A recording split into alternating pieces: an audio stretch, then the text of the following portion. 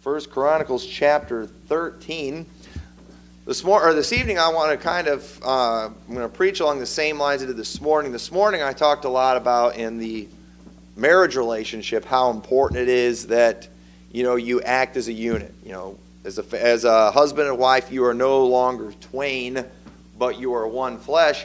And tonight I kind of want to take that same idea with the whole family. Okay? Now obviously it's different with the kids. Your kids are going to grow up and they are going to eventually move on. They're going to your boys are going to leave their father and mother and cleave to their wife. Dads, eventually you're going to have to probably walk your daughter down the aisle and give her away. And that stinks, giving them away. Your daughter, that's one of the best things you can have, and you give them away, you ought to get money for them.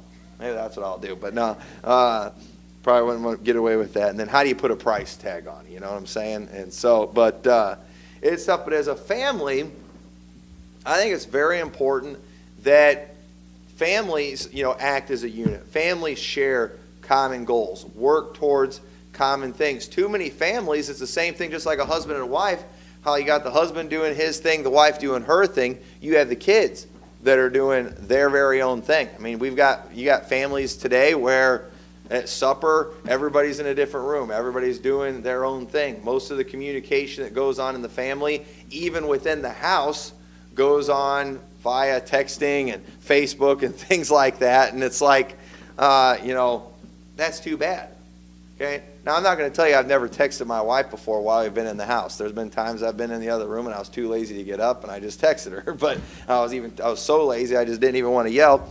But at the same time, you know what I'm talking about. We can be living in the same house, but not living together, not doing anything together. And I want to show you something in the Bible. This is something a while back I showed some of these things a long time ago, but I want to cover it again. I actually learned a few new facts about this individual that I didn't know before, and I think there's a great lesson that we can learn here from this man. This man's name is Obed-Edom. And in 1 Chronicles chapter 13, if you want to turn there, this is where we are introduced to this character. And you may remember the story of Israel after they got the Ark of the Covenant back. They were taking it along the way, and it's on a cart that's being driven by oxen, which was not how the Ark of the Covenant was to be transported. It was always to be carried with staves by the priest. That was how it was supposed to be transported. And they weren't doing it that way for whatever reason. If you remember the story, the ox stumbled and the Ark of the Covenant shook, and Uzzah reached out his hand, probably instinctively, and he touched the Ark of the Covenant, and as a result of that, he died. It made the Lord angry. He was displeased. And so David, he was afraid, didn't know what he should do. And so in verse 13 it says, "So David brought not the ark home to himself to the city of David, but carried it aside into the house of Obed-Edom the Gittite. And the ark of God remained with the family of Obed-Edom in his house 3 months, and the Lord blessed the house of Obed-Edom and all that he had." Okay, so Obed-Edom the Gittite. And if you look up a Gittite, what it is, a Gittite was a Philistine. A Philistine from Gath. Does anybody remember a Philistine from Gath? Goliath. Goliath of Gath. Goliath, the Philistine. The Philistines, they were a very wicked people. 2 Samuel 21:19, it says, "And there was again a battle in Gob with the Philistines, where Elhanan, the son of Jehoram, a Bethlehemite, slew the brother of Goliath the Gittite, the staff of whose spear was like a weaver's beam." Okay? A Gittite was an inhabitant of Gath. So think about this. The Ark of the Covenant is with a Philistine. David is so scared, he leaves the Ark of the Covenant with a Philistine from Gath. This guy could have been related to Goliath for all we know. All right, and so this is very important when we take a look at Obed-Edom later in his life to remember that he was a Philistine. He was a Gittite. He was of Gath. It's very important to remember. But the ark was brought into his house. And the Ark of the Covenant, I believe, is a picture, and it symbolizes the presence of God. And notice that when the Ark of the Covenant was in his house, Man, he was blessed, even though he was a Philistine. Even though he was a Gittite, man, God blessed his house. Everything he had was blessed. Why? Because the presence of the Lord was in there. And you know what? There's always blessings in the presence of the Lord. And thank God, if you're saved today, you've got the Holy Spirit in your life. And if you have a close relationship with God, and you can have a close relationship with God, you can be blessed. I mean, it doesn't matter where you're from. It doesn't matter your family name. It doesn't matter your race or anything. If you are saved, you can have the presence of God in your life. You can be indwelt by the Holy Spirit. You can experience the blessings of God. And so imagine, Obed-Edom. I remember as a young child learning about this story. I always was fascinated with the Ark of the Covenant, even as a little kid. And I remember thinking about after they went and took that ark from Obed-Edom's house. And thinking, man, poor Obed-Edom. Here he was getting all these blessings because the Ark of the Covenant was in his house, and then eventually they came along and they take the Ark of the Covenant from his house. Whatever happened? And the truth is, if you go and you continue reading through the Bible, you will see Obed-Edom mentioned several times. And it's interesting, every time you see him mentioned, where you see him, you always see him in very close proximity of the Ark of the Covenant. We see that even though the Ark of the Covenant was taken from his house, he didn't just throw his hands up and say, well, there go my blessings. There goes my, success and everything God was giving me. No, he followed it. He went after the presence of God. We see him around it all the time. And the places where we see Obed-Edom are places where we shouldn't see him. Because the Ark of the Covenant, well, it was always there in the tabernacle. Only the Levites were able to be in certain places and around the tabernacle. But Obed-Edom, and the Bible does not explain, why he was allowed this place, how it all came about. But Obed-Edom, he was a Gittite. What was he doing working around the tabernacle?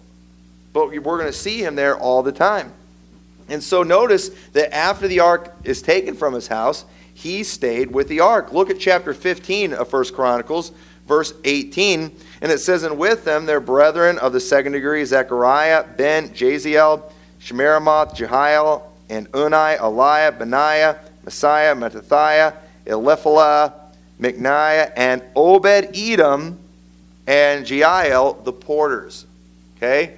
He's mentioned in there, they're talking about Levites, but Obed-Edom is thrown in with them. And listen, I don't believe this is another Obed-Edom. That's not a common name, Obed-Edom. The name Obed-Edom means servant of Edom. Okay? And that is not something that a Jew or a Levite especially would name one of their children. They were not servants of Edom. But yet, so Obed-Edom is one of the porters. And a porter, they're basically like a doorkeeper. You know what he did? He just wanted to be close to the tabernacle. He wanted to be close to the presence of God. And so it's like the Bible doesn't tell us, but I can just picture this after they came and took it.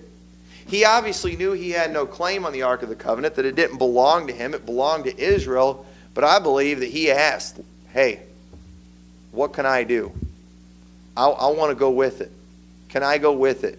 I want to serve this Lord that you serve. And so Obed-Edom, we see him as a porter. He's like a doorkeeper for the tabernacle. He wants to get as close to it as he possibly can. He wanted to do whatever he could do. He had gotten a taste of what it was like having the presence of God in his life, and he didn't want to get rid of it. He didn't want it going away from him.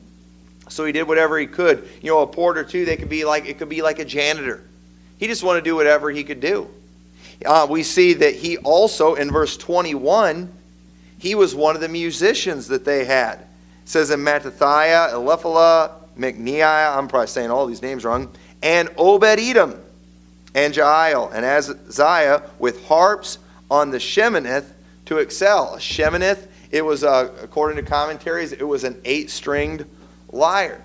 He was a musician. He excelled at that instrument. He just wanted to do whatever he could. We need people with that same kind of attitude when it comes to church. I think serving the Lord, serving God in the church. Okay, we don't have a tabernacle today like we used to, but I think today the equivalent of that would definitely be the church. I mean, this is a place where you are around the people of God, a place where you can serve the Lord, where you can serve God's people. It's a place where the gospel is preached, where the Bible is taught, where we do things to try to train people in the Word of God, where we invite lost people, try to get them in here to hear the gospel. We go out from here to preach the gospel. And I'm telling you right now, I believe the church is one of the best places that you can be. It's one of the best things to be a part of. You know, there's some good organizations out there that do some good things, but I don't think anything compares to what the church does. I mean, talk about something that makes an eternal difference in people's life. And there's people out there, they figured it out. They have figured it out that, man, this is the place to be, and they want to just do whatever they can. Maybe they don't have the ability to get up and sing a special. Maybe they're not a gifted speaker. They don't feel like they could preach a sermon. But you know what? Boy, they'll just do whatever they can. They'll scrub toilets. They'll mop floors. They'll serve food. They'll be a greeter. They'll be an usher. They'll just do whatever they can. Why? Because they want to serve the Lord. There's blessings that come with serving the Lord. And you know, some of the best Christians I've ever known and some of the most blessed people I've ever known, they've not been people that everyone knew. They weren't big names. They weren't the people that you saw up there talking and preaching messages, but they were people that were just behind the scenes servants in the church. And these people were blessed. These are some of the happiest people. And I believe Obed-Edom, he was like that. He wanted to do whatever he could. He found out, hey, there's a position for doorkeeper. We need a doorkeeper. He's like, I've got it. And he didn't just say, well, I'm doing my job. I'm a doorkeeper. No, hey, we got an opening for a musician. Can I do that too? Hey, I want to do that. And he excelled at it. He did the best he could. He's a porter, or like a janitor, basically. He's a doorkeeper. Verse 24, and Shebaniah and Jehoshaphat and Nethaneel and Amasiah, Zechariah, Benaiah, Eleazar the priest did blow the trumpets before the ark of God. And Obed-Edom and Jehiah were doorkeepers for what? For the ark. Okay, think about it. He's a doorkeeper for the ark. What's he doing? He's trying to get as close to the ark as he can. He remembered what it was like having that thing in his house, and when it went, he went with it. He wanted to be as close to that ark as he possibly could. I mean, you really can't get much closer than being a doorkeeper. I mean, he obviously wasn't the high priest. He couldn't be the high priest. He couldn't be the one that went in and sprinkled the blood over the mercy seat. He couldn't do that. But he's like, I can do the next best thing. I'll be the doorkeeper. I can be the one that opens the door for the guy that goes in there. Whatever he could do, that was what he did. And we're going to see too that God continued to bless this man. And then we're going to get into kind of the main idea of this. But look at chapter 26. Chapter 26 and verse 1 of 1 Chronicles. Chapter 26 and verse 1. So Obed-Edom, he's figured it out. He's discovered the secret to being blessed. It's obviously being close to that Ark of the Covenant. That symbolizes the presence of God. And in verse 1 it says, concerning the divisions of the porters of the Korahites was Meshelemiah, the son of Korah, of the sons of Asaph. Okay, so this is talking about the porters here. And then if you jump down to verse, and it starts naming out the people. And then in verse 4, moreover, the sons of Obed-Edom. Okay? So Obed-Edom, he's smart. And let me tell you something. A good parent, if you have figured out something that works, if you've figured out something that's a blessing, if you've discovered the secrets that make the difference, I would think you'd want to pass those things on to your kids, wouldn't you? And Obed-Edom knows being close to that Ark of the Covenant, it means blessings. And so Obed-Edom, he doesn't just hog it all for himself. He gets his sons involved with this. And verse 4, the sons of Obed-Edom were Shemaiah the firstborn, Jehozabad the second, Joah the third, Sakar the fourth, Nethaneel the fifth, Amiel the sixth, Issachar the seventh, Peluthai the eighth, for God blessed him. Notice Obed-Edom's blessings didn't stop after the Ark of the Covenant left his house. You know why the blessings didn't stop? Because he followed it. He went after it. He went where the presence of God was at, and he got his family involved. And he's like, I want my family in on this thing. And the Lord blessed him with 8 sons. 8 sons. Now, I know that these days, if you're an American, it's a curse having 8 kids. But let me tell you, in real life, in the Bible, it's a blessing having a lot of kids. And he had 8 sons, and God blessed him, and God continued to bless him. And then, look at verse 6. And also unto Shemaiah, this is one of Obed-Edom's sons, were sons born, that ruled throughout the house of their father, for they were mighty men of valor. The sons of Shemaiah, Othni, Raphael, and Obed. We'll look back at him in a minute. Elzabad, whose brethren were strong men, Elihu and Shemachiah. All these are the sons of Obed-Edom. They and their sons and their brethren, able men for strength, for the service, were 62 of Obed-Edom. So look at that, 62. 62. Not sons, but sons and grandsons. I mean, God blessed this family. Here you have Obed-Edom, the servant of Edom. Possibly, maybe he was I don't know if he was a slave of theirs, of the Edomites, and that's how he got his name. That was how he started out. Maybe he was a Philistine, one that had been taken captive. Maybe this guy was a slave at one point in his life. But man, something came along in his life. He just happened to be in a place where Israel needed a place to keep the Ark of the Covenant, and it ended up in his house. And man, when that happened, he kind of won the lottery, I guess you could say. God blessed his house, and he didn't stop and say, you know what, they took it, bye-bye blessings. He followed it. He stayed with it. And even though he was a Philistine, God allowed him to serve there around the tabernacle, close to the Ark of the Covenant, and God just continued to bless this man, even though he's a Philistine. You don't see too many people in the Bible blessed in the manner that this guy was. I mean, you see guys like Job that God blessed with a lot of children. Guys like Jacob. I mean, this guy could be named with some great men in the Bible, and not with just the numbers that were in his family. Strong sons, mighty men of valor. This guy went from being a servant of Edom to being a powerful man. Who's going to mess with a guy that's got 8 mighty sons and 8 minus 62, 54 mighty grandsons? You want to mess with that guy? You mess with him, you're messing with 62 strong men. I'm not messing with that guy. Okay, this guy is just blessed in a great way. He brought his family to the ark. He made sure he kept his family where there were blessings. And I'm telling you, it is a wise thing, I believe, for parents to keep their kids in church, keep their kids around the house of God, keep their kids around the things of God, get their kids involved in the work of the Lord. Obed-Edom, he did that, and God blessed him in a great way. And his family, they followed in his footsteps. It wasn't just his sons, his grandsons, and you might have noticed one of his grandsons' names was Obed. Okay, not Obed-Edom, but one of his grandsons' name was Obed. Now, I find that interesting because I personally think he's trying to name him after his dad. And he's not going to name him Obed-Edom because he's not a servant of Edom, but he was a servant. This family obviously learned that, you know what? There is nothing wrong with being a servant. That there's great blessings with being a servant. You know what Jesus told his disciples?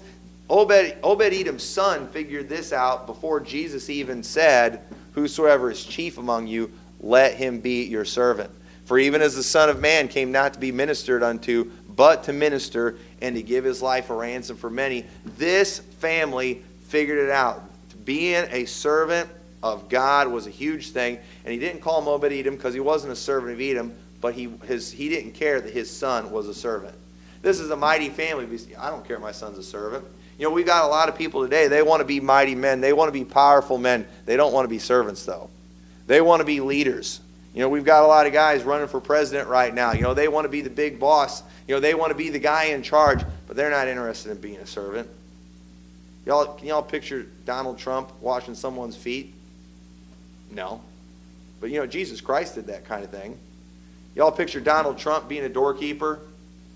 Obed-Edom, he did things like that. And God blessed him in a great way. Too many people that are way too proud to do certain things. And God continued to bless his family. Verse 12 of chapter 26, among these were the divisions of the porters, even among the chief men, having wars one against another, to minister in the house of the Lord. And they cast lots, as well as the small as the great, according to the house of their fathers, for every gate. They're casting lots to basically figure out what families are going to get what responsibilities.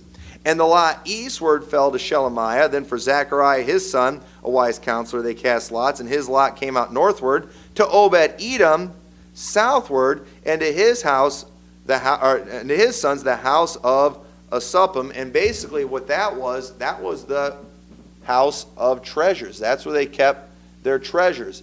That was their job. And I don't know this for sure, but if they were the ones that were in charge of watching over the treasures, do you think maybe the Ark of the Covenant was concluded in that? I don't know. I wouldn't be surprised. And it just happened that the lots fell on Obed-Edom's family, the one that watched over the Ark of the Covenant. Once again, you see him just being close to that. God bless him. I mean, once that guy got a taste of where the blessing of God was at, he just did not want to get away from that. He wanted to stay as close to it as he could. And the truth, if you want to be blessed, you need to be in the presence of God. You can find the presence of God in the house of God. And I believe for us, that's Liberty Baptist Church. I believe that's where God wants us. Listen, we're nothing special here. God's no respecter of persons. These blessings, they can be ours. Okay, I can tell you story after story about blessings that I've received. Just, my whole life's pretty much been around the house of God. Growing up in a preacher's home, there was a lot of blessings that came with that. You know why? Because I was around the work of the Lord all the time.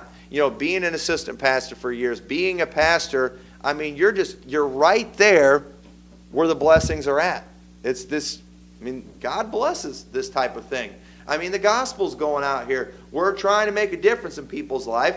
God's going to bless that. And it's wonderful when you're a pastor because, that's where the blessings are.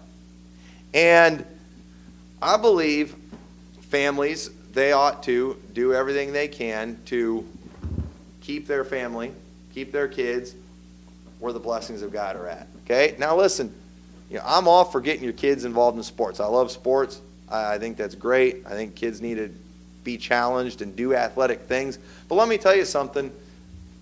There's not a whole lot of blessings that come with that. I'm all for my kids, they take music lessons and they do recitals and things like that. I'm all for it. But you know what? They're not going to get anything from those recitals. Now, one of the reasons I haven't taken music lessons is so they can use that talent in the house of God. I'm going to tell you right now, that was why we got the boys' trumpet lessons and trombone lessons. I want brass during church. I want to hear that kind of thing. And it's not so they can go and have people clap for them at their recitals. It's so they can use that in the house of God. There's blessings with serving the Lord in those things. There's a lot of things that you can get involved in that really don't produce anything of eternal value. But the things of God, that is where the blessings are at. And I'm telling you, anybody who wants it can have them. And I believe as families, there's not a whole lot today in this world that families have that they can all work toward. We talked about this morning, having that common goal, that common thing that we're all working for. It says most families today, husbands and wives, they're going their own separate ways. They're doing their own separate things. And as a result, they're not very close. Having those common goals are what make you stronger. And the same thing goes for families. If the families are working towards the same thing, if they're working towards the same goal, that's going to make a stronger family. That's going to build a stronger bond. And unfortunately, in many homes today, so we're kind of getting into the message now. It's a long introduction. But unfortunately today, many people and their families, they're all strangers in each other's house, aren't they?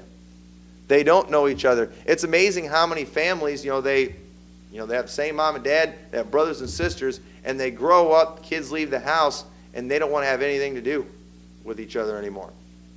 They could care less about each other. They start hating each other. And I believe part of the problem, that family never really had a purpose in their life. They never had a common thing that they were working for, and families should be working together. And think about,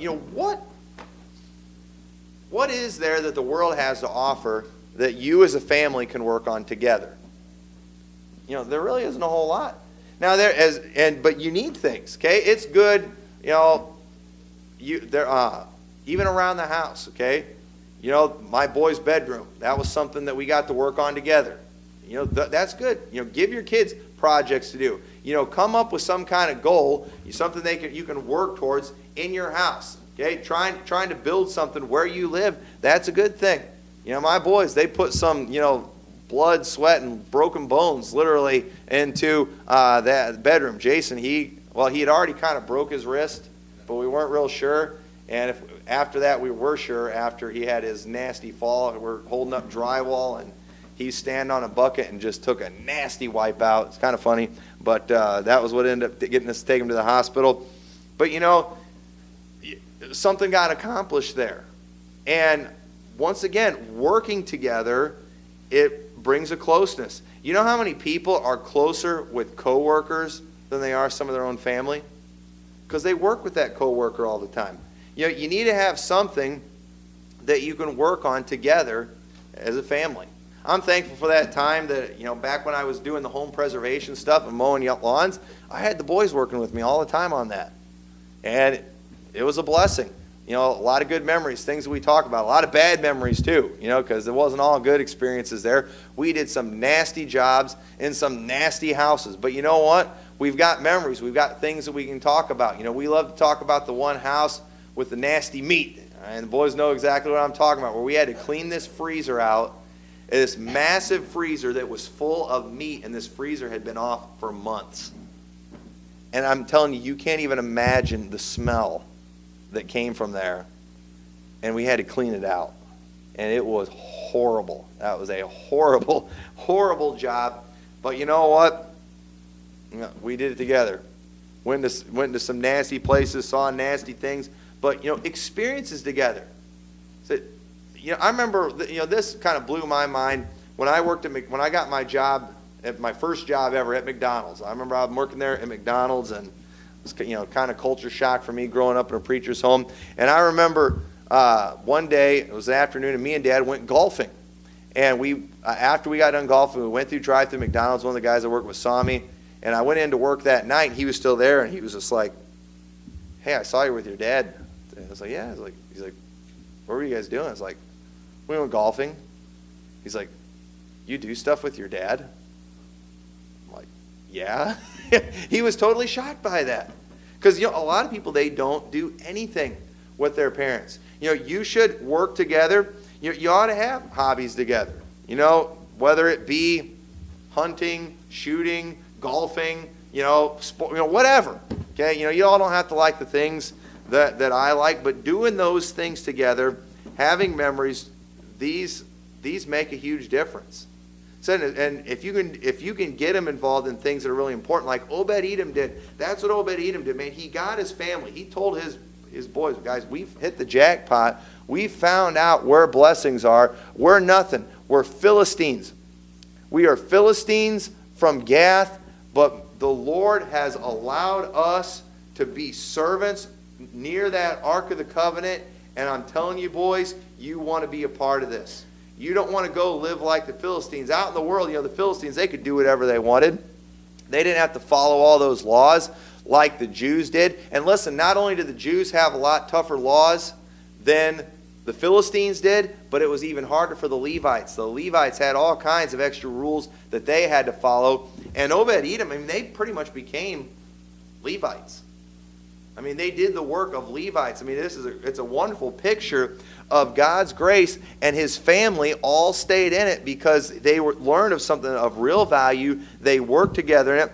God blessed them in a great way, and families should work together. They should build together, work on something, accomplish something together. Like I said, this church, this is not just this is not just me. This is not just even me and my wife. It's me and my children too. And it goes even farther than that. It's not just my family. It's your families too. And as a result, there's a closeness that comes with that. And it's sad how many families have no closeness today at all, and it's because they've never accomplished anything together. There is nothing that they can look at that they have done together and enjoy. There's something about when you do work and you accomplish something and you can sit back and look at it and enjoy it. It's a wonderful blessing, isn't it?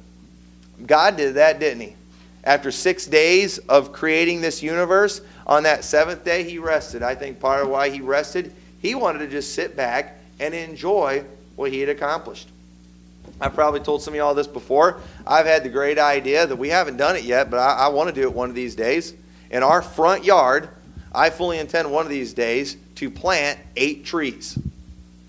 8 trees representing a member of each one in our family. And we're going to have 8 of them there, and then that way someday if we move away, we'll always be able to kind of drive by and look at those 8 trees that we planted. Each one will represent an individual in our family. Each one of the kids will be able to say, that was my tree, and that one's my tree. And you know what we're going to call those trees? The McMurtries. Pretty clever, huh? I came up with that all by myself, and I fully intend to do that one of these days. Something we can look at and accomplish, say, hey, we did that. That's something that we did. Families should build together. Families should serve together. I thank God that I grew up in a preacher's home, that I was able to serve with my family. I can remember when we started the church at Lighthouse. I mean, it seemed like every day.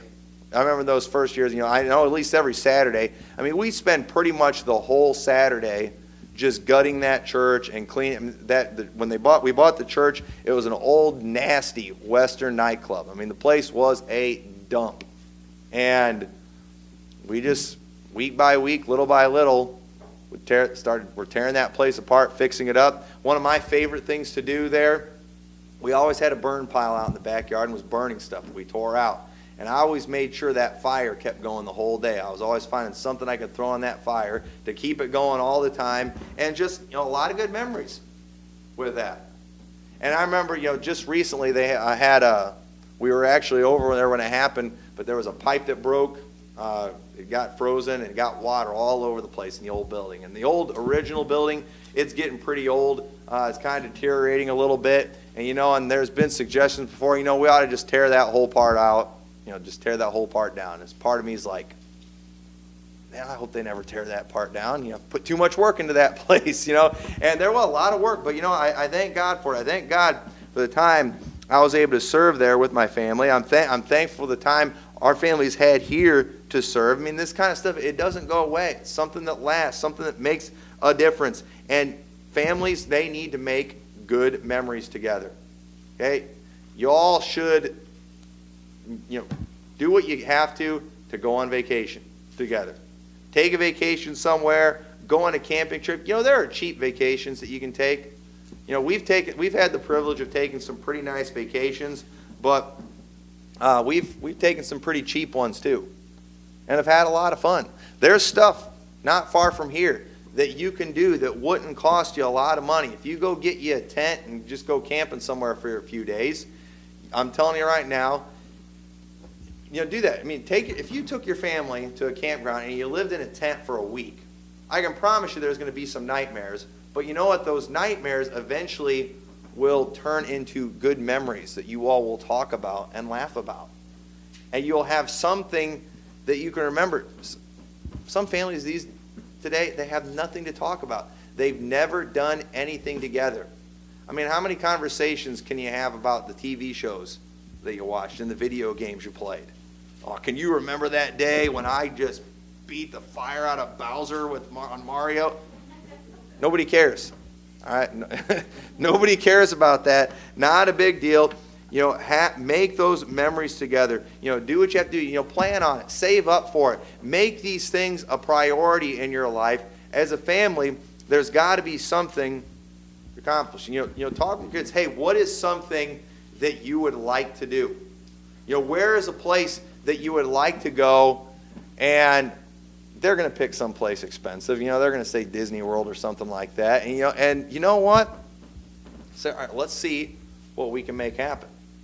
Hey, maybe what y'all can do? Y'all can start saving some electricity around the house, and that'll help us save up some money. We were talking about electric bills before.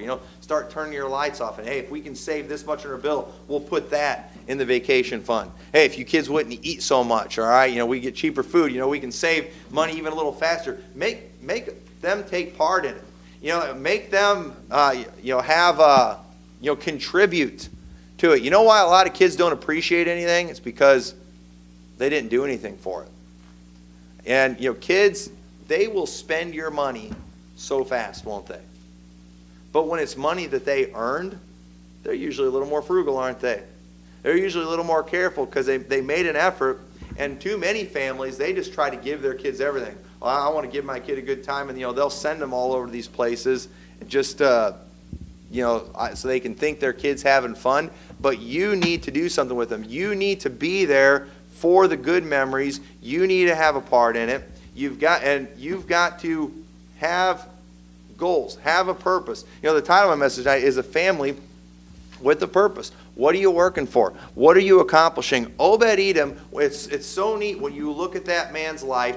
Every time you see his name mentioned, he is close to the Ark of the Covenant. The blessings did not go away when the Ark of the Covenant was taken from his house. He went along with it. He kept his family with it. His sons were a part of it, and even his grandchildren were a part of it. His kids were so, they loved it so much. I mean, the one son named his son after his dad, because you know what? My dad, he's the one that figured this thing out. He's the one that learned where real blessings come from. We were Philistines. What did we see Israel doing all the time with Philistines? They were fighting the Philistines, weren't they? They were destroying the Philistines. Had Obed-Edom not stayed with the Levites, worked with the Ark of the Covenant, chances are they'd have been hanging around the Philistines. And in one of the battles later on, guess what? Obed-Edom's sons probably would have been defeated in some of those battles. Probably would have died at the hands of Israel. But they weren't. They got to be a part of them. And I never even really noticed that. Obed-Edom the Gittite. I looked that up and saw that's the same thing Goliath was referred to. He was a Philistine from Gath, and look at what God did in his life. And this is proof right here that when it comes to family, a lot of times it's like people think you just have to hit the, what do they call it, like the, is it the genetic jackpot or win the genetic lottery or whatever? It depends. You have to be born into the right family. It all depends on where you were born. No, Philistines ended up getting the job of Levites and were greatly blessed as a result of it. Why? Because this guy figured out in the presence of God there's blessings and basically just said, whatever I can do, I'll be a servant, I'll be a janitor, I'll be a doorkeeper, I'll be a musician. Just let me be as close as I can to that Ark of the Covenant. And his entire family was blessed, changed generations. This guy had a purpose. He had a goal. Get me as close to that as I can. Families, we need that. You need to have a goal for your family. And one of those goals ought to be, I want to be as close to God as I possibly can. We want to serve God the best we can. And one of the best places where you can serve God is in the house of God. Give your family that purpose, and you will make a difference. Maybe they won't go running from your presence. They will have good memories. Maybe they won't be so anxious to leave as soon as they turn 18. Maybe they'll want to hang around a little longer and actually get to mature before they go out and leave you. It could make all the difference of the world, but you've got to have a purpose, and everyone living their own lives doing their own thing, it's not going to do it. You need that common goal. And so with that, let's all go ahead and stand tonight.